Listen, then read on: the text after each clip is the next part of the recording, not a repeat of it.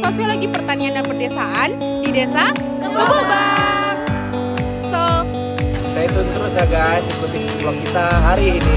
dadah! Hai! Jadi kita udah sampai di Kebobang, guys.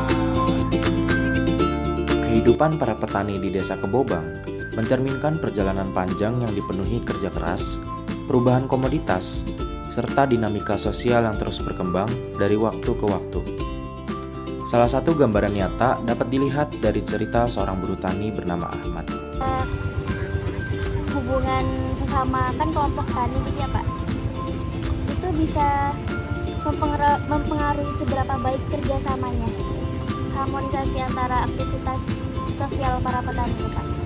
Ya lebih baik ada kelompoknya daripada nggak ada kelompoknya. Kan itu ada kelompok, ada yang mengatur sawah misalnya, mau ada tanaman PT gitu, kelompok yang bagian ngatur, jadi penghasilan itu nambah. Nah, berarti kalau kelompok tani gitu berarti lebih kerjasamanya lebih Iya kerjasama dengan tani dengan ya penghasilan ya itu jadi bagi bagian kelompok ya ada penghasilan sedikit dari tani. Yang sejak kecil telah bekerja di sawah dan menggantungkan hidup sepenuhnya pada sektor pertanian. Latar belakang keluarga yang serba terbatas membuatnya tidak pernah mengenyam pendidikan formal. Dan masa kecilnya diisi oleh makanan sederhana seperti gaplek karena sulitnya memperoleh beras. Namun, usaha dan ketekunan membuat kedua anaknya berhasil menempuh pendidikan hingga STM. Di desa ini, kegiatan pertanian tidak berjalan secara individual. Kelompok tani yang dikenal sebagai Sidomukti Kebobang menjadi tempat bagi para petani untuk saling bekerja sama. Melalui kelompok ini, berbagai informasi mengenai pola tanam, teknik baru, hingga hasil percobaan benih dibagikan secara langsung. Meskipun tidak memiliki struktur pengurus resmi, kelompok ini berfungsi sebagai pengikat solidaritas petani sekaligus penopang tambahan bagi pendapatan mereka. Ubi jadi sekarang seperti itu kenapa Pak? Ya penghasilan, penghasilan.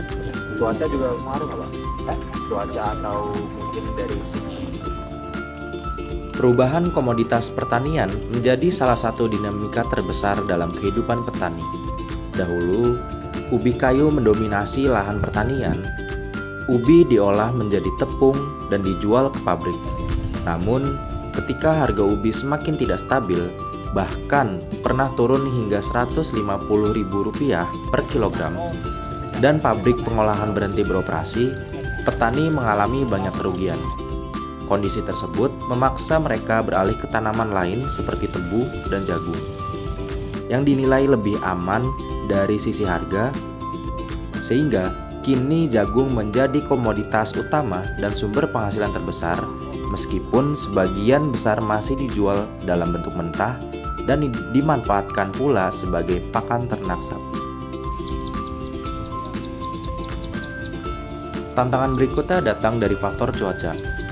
Curah hujan yang tinggi dan pola musim yang tidak menentu membuat petani harus lebih berhati-hati dalam menentukan waktu tanam, terutama untuk jagung.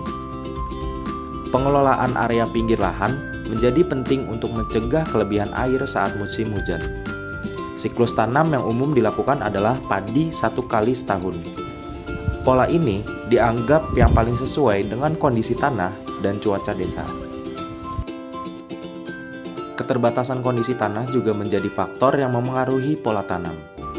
Hanya tanaman tertentu seperti padi, jagung, tebu, dan sebagian kecil sayuran seperti terong yang dapat tumbuh dengan baik. Salah satu tantangan terbesar yang mulai terlihat adalah kurangnya minat generasi muda untuk terjun ke dunia pertanian. Banyak dari mereka memilih bekerja di luar desa, sehingga regenerasi petani berjalan sangat lambat.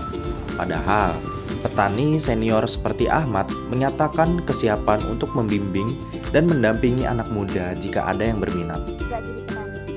Nggak mau, Nggak mau. nggak mau petani yang dari anak saya nggak ada yang mau megang pacul nggak mau.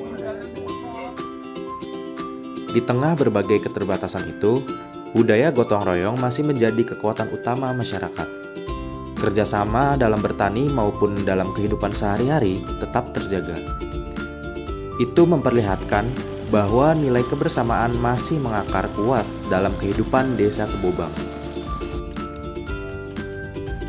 Kisah para petani di desa ini menggambarkan bagaimana ketahanan, adaptasi, dan kerjasama menjadi pondasi utama dalam menjaga keberlangsungan hidup.